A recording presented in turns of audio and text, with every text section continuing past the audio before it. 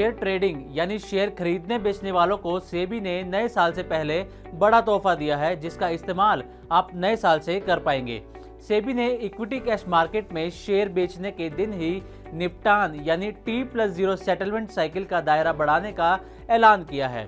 T+0 settlement के लिए शीर्ष 500 शेयर उपलब्ध कराए जाएंगे। 31 जनवरी 2025 से अलग अलग चरणों में इसकी शुरुआत की जाएगी। भारतीय बाजार में इंस्टेंट सेटलमेंट की दिशा में यह बड़ा कदम माना जा रहा है। सेबी के इस फैसले से शेयरों में निवेश करने वालों को कैसे फायदा होगा, आइए जानते हैं।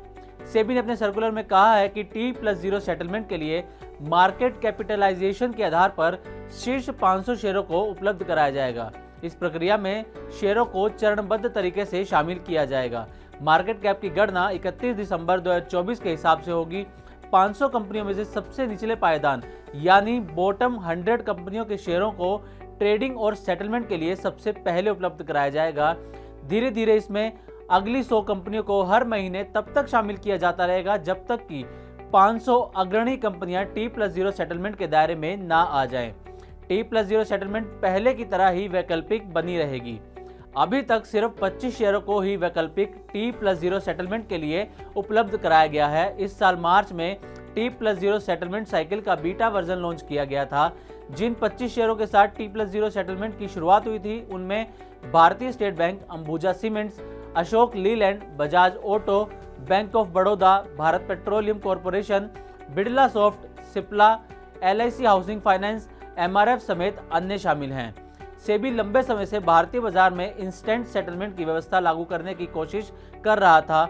अभी बाजार में T+1 सेटलमेंट की व्यवस्था लागू है। T+1 सेटलमेंट का मतलब है कि ऑर्डर इनिशिएट करने के एक दिन बाद उसका सेटलमेंट। T+1 सेटलमेंट के तहत विक्रेता यानी सेलर को शेयर बेचने के दिन 80% रकम मिलती है, जबकि बाकी 20% रकम अगले दिन मिलती है। T+0 सेटलमेंट व्यवस्था में जिस दिन ऑर्डर को इनिशिएट किया जाएगा उसी दिन उसको सेटल भी किया जाएगा, जिसका मतलब है कि शेयर खरीदने वाले के अकाउंट में शेयरों का ट्रांसफर और बेचने वाले के अकाउंट में रकम दोनों सौदा इनिशिएट करने वाले दिन ही जमा हो जाएगी।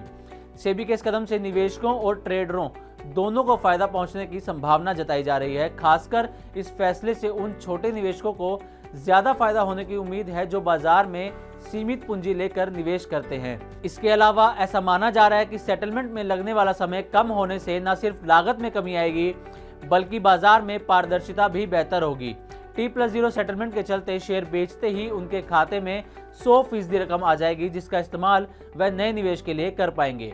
सेबी ने सभी स्टॉक ब्रोकर्स को वैकल्पिक T+0 सेटलमेंट साइकिल में हिस्सा लेने की इजाजत दी है। साथ ही नियामकीय दायरे के अंदर T+0 और T+1 सेटलमेंट साइकिल के लिए अलग अलग ब्रोकरेज चार्ज करने की अनुमति भी दी गई है।